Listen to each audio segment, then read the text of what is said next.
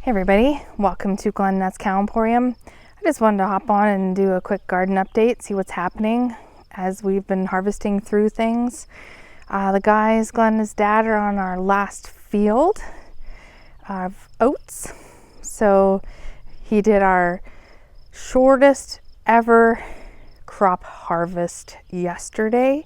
I'm going to do a real quick video on that. And I just wanted to show you what's happening. So here's the pots. I have some really nice peppers coming. Excited about that. Some hot peppers.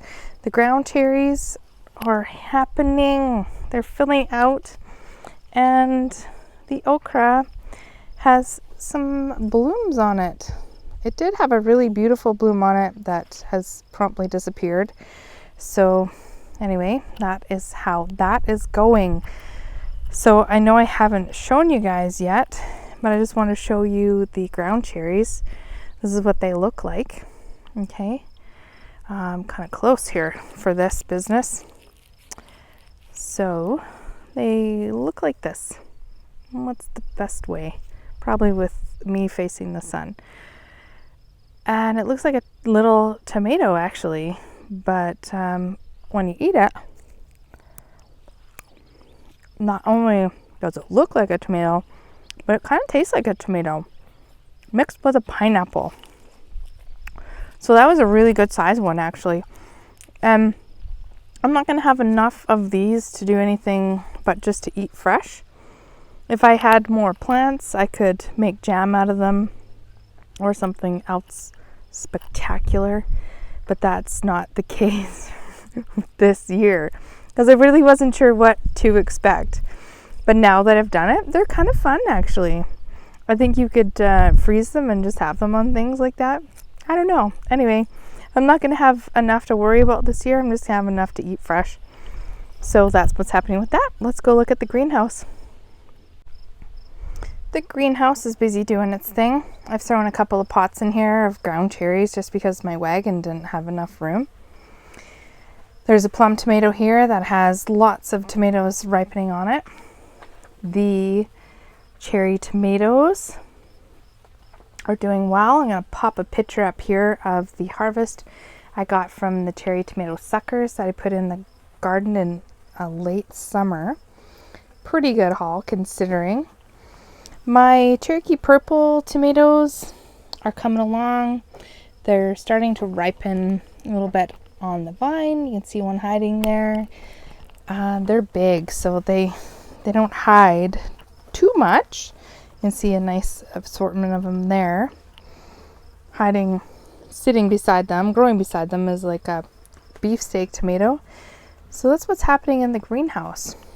Aren't they gorgeous? They're lovely. Okay, and the peanut is doing its thing. I'm gonna wait till the plant dies off, even if that means I have to bring it inside. And we'll see what's under it. Don't know. All right, off to the little square gardens. The little square gardens are starting to look kind of bare. This one's looking a little spooky, but it's covering. So let's take a boo under that, see what's happening. See, those black things are flea beetles. They just decimate plants, much like cabbage moss. So underneath here, I have a lovely assortment of beets and Swiss chard and a little spinach down there at the front. So I'm gonna let that just stay covered and harvest it when it's ready. The birds have been at my Swiss chard in these boxes, and I don't think it's the flea beetles. I haven't, because you can see what they did to the nasturtiums between that and the frost. Completely annihilated it. So this garden, I'm not too concerned about it. I'm just going to let it do its thing. There's some beets in here that I'm going to harvest, possibly a couple of carrots and some herbs that I should get drying.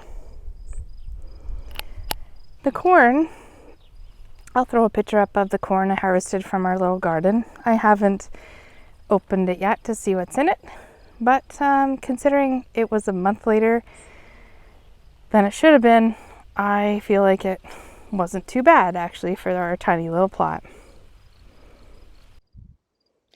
As I gaze upon the big garden, kind of a feeling of melancholy comes over me. Partially because I didn't want it to end. I always know it's going to end eventually.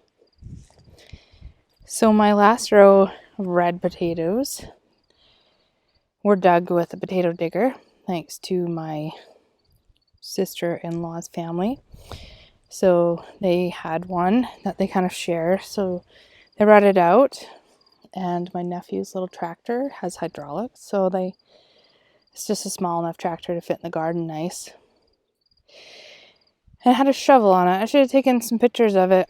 It had a shovel on it like a cultivator spade that went underneath the plants.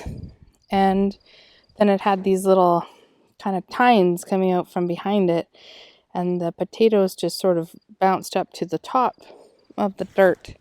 So my brother drove the tractor along. The potatoes came up. We moved them off to the side, and he went over it a couple more times.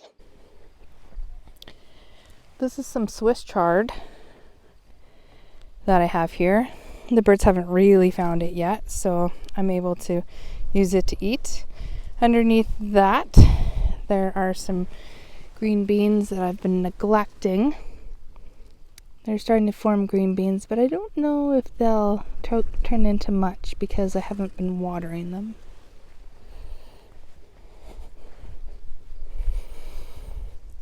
So you guys haven't really seen this since everything's been gone.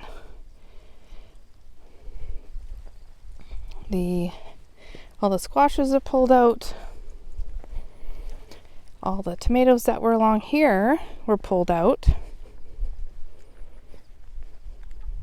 And back here, I'm still covering these guys at nighttime. It's a hot mess, I know, but look at these beautiful tomatoes I'm trying to have ripen on the plants.